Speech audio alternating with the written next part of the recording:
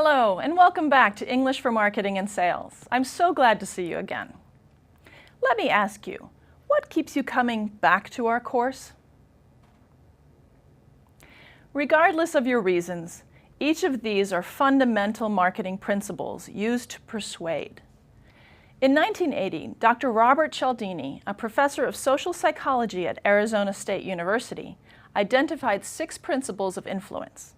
His work, published in Influence: The Psychology of Persuasion, immediately became a huge hit and continues to be considered required reading on consumer behavior. In this video and the next, we will be introducing you to these 6 principles of influence and providing examples of how they work.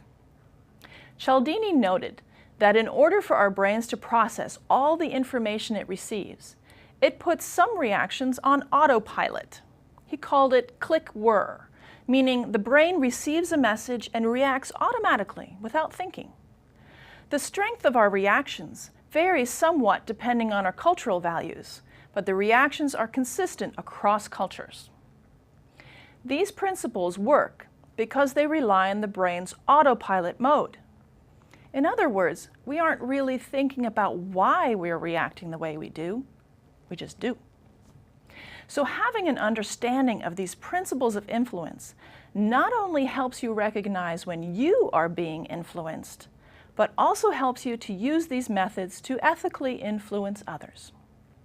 Cialdini was careful to stress this last point, the ethics of using these principles. It's easy to use them for your own gain, but using these principles unethically will have a negative effect on your reputation in the long run. People will try to escape your influence.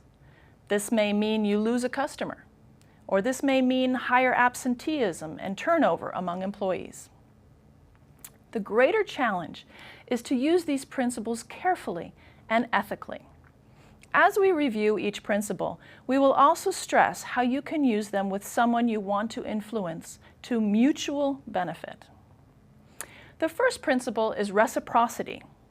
Simply put, we feel indebted to someone who has done something for us or given us something.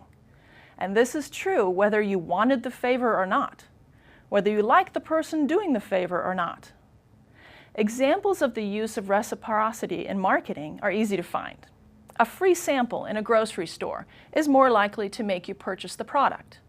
A free calendar of endangered wildlife that arrives in the mail is more likely to make you donate to the charity protecting the wildlife.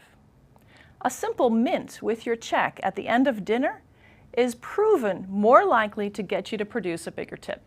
So how do you use reciprocity ethically? Be genuine. Offer help to colleagues who need it, not because you want something in return, but because it's the right thing to do. The second principle is social proof. When people are unsure of what to do, we look around to see what others are doing to guide our decisions. For example, if your coworkers are consistently working late, you are likely to work late as well. Or if you walk by a restaurant that's always full of people, you're more likely to take a chance on it. After all, if all these people think it's good. Or simply, have you ever noticed that if you stop on the street and look up, everybody will stop and look up too? Examples from marketing include testimonials from friends. For example, many marketers ask consumers on Facebook to like and share. What does that do? It shows your friends that you use or like a particular product, which may influence your friends to use the product as well. How would you use social proof ethically? Quite simply, set a good example. Display the behavior you would like to see in others. The third principle is commitment and consistency. These are powerful influencers because consistency is considered a valuable social trait. It is identified with personal and intellectual strength and trustworthiness. We believe strongly in keeping our word. When you have publicly committed to something, you have a strong desire to deliver. That is why when you decide to quit smoking or lose weight, telling your friends about your commitment will ensure that you are more likely to stay with it. An example from marketing includes loyalty programs. where once you see yourself as a customer, you are more likely to remain a customer. Car salespeople use this technique as well. Once you agree to buying the car, they then add on all the extras, which you have a hard time saying no to because they've already said yes to buying the car. So how do you use consistency in an ethical way?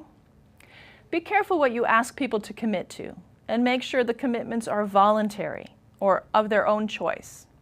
If you pressure someone into committing, it will be seen as manipulative, and while they may do what you want them to do, they will likely underperform.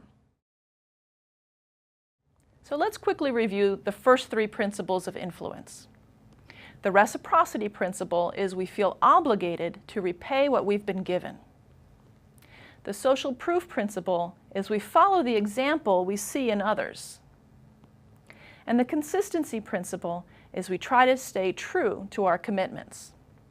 In the next video, we'll review Cialdini's final three principles: liking, authority, and scarcity. See you then. And thanks for watching English for Marketing and Sales.